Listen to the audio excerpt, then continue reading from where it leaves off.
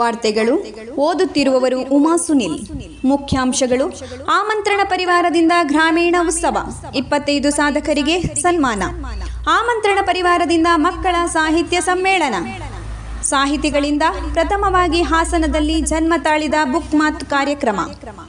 ಆಮಂತ್ರಣ ಸಾಹಿತ್ಯ ವೇದಿಕೆಯಿಂದ ಪದಾಧಿಕಾರಿಗಳ ಆಯ್ಕೆಗೆ ಆನ್ಲೈನ್ ಚುನಾವಣೆ. ವಾರ್ತೆಗಳ ವಿವರ. ಹಲವಾರು ವರ್ಷಗಳಿಂದ ಆಮಂತ್ರಣ ಪರಿವಾರ ತನ್ನದೇ ವಿಭಿನ್ನ ಶೈಲಿಯಲ್ಲಿ ಕಾರ್ಯಕ್ರಮಗಳನ್ನು ನೀಡುತ್ತಾ ರಾಜ್ಯದಲ್ಲೇ ಹೆಸರು ಪಡೆದಿರುವ ಹಾಗೂ ಹಲವಾರು ಪ್ರತಿಭೆಗಳನ್ನು ಪೋಷಿಸುತ್ತಿರುವ ಕಲಾ ಪೋಷಕ ಸಂಸ್ಥೆ ಎಂದು ಗುರುತಿಸಿಕೊಂಡು ಪರಿವಾರದ ಪ್ರತಿಭೆಗಳನ್ನು ರಾಜ್ಯ ರಾಷ್ಟ್ರ ಮಟ್ಟದಲ್ಲಿ ಮಿಂಚುವಂತೆ ಮಾಡಿರುವ ಹೆಗ್ಗಳಿಕೆಗೆ ಪಾತ್ರವಾಗಿದೆ.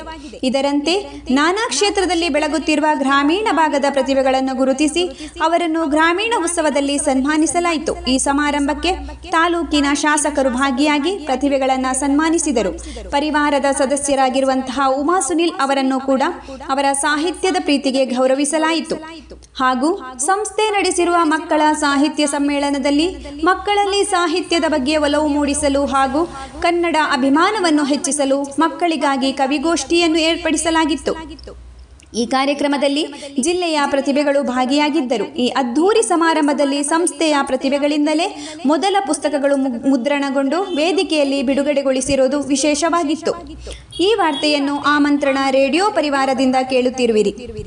ಬರಹಗಾರರು ಹಾಗೂ ಓದುಗರನ್ನು ಒಂದುಗೂಡಿಸುವ ನಿಟ್ಟಿನಲ್ಲಿ ಹಾಸನದಲ್ಲೇ ಸಾಹಿತಿಗಳಿಂದ ಮೊಟ್ಟ ಮೊದಲ ಬಾರಿಗೆ ಬುಕ್ ಮಾತು ಕಾರ್ಯಕ್ರಮಕ್ಕೆ ಚಾಲನೆ ನೀಡಲಾಯಿತು.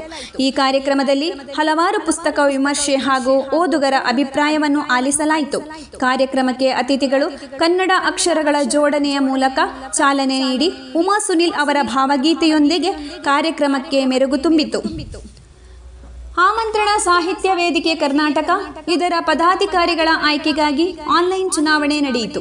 ಇದರಂತೆ ನಾನಾ ಕ್ಷೇತ್ರದಲ್ಲಿ ಸಾಧನೆ ಮಾಡುತ್ತಿರುವ 10 ಅಭ್ಯರ್ಥಿಗಳು ಸ್ಪರ್ಧೆ ಮಾಡಿದ್ದು, ಇವರಲ್ಲಿ ಅಭಿಷೇಕ್, ನಿರೀಕ್ಷಿತಾ, ವಿಂದ್ಯಾ ಎಸ್ ರೈ, ಸ್ವಾತಿ ಸೂರಜ್, ಚೇತನ್ ಕುಮಾರ್, ಆರ್ಜೆ ಇಂದ್ರ ಹಾಗೂ ತೃಪ್ತಿಪಳ್ಳಿ ಇಷ್ಟು ಅಭ್ಯರ್ಥಿಗಳು ಹೆಚ್ಚು ಮತ ಪಡೆದು 2023-24ನೇ ಸಾಲಿಗೆ ಆಯ್ಕೆಯಾಗಿದ್ದಾರೆ.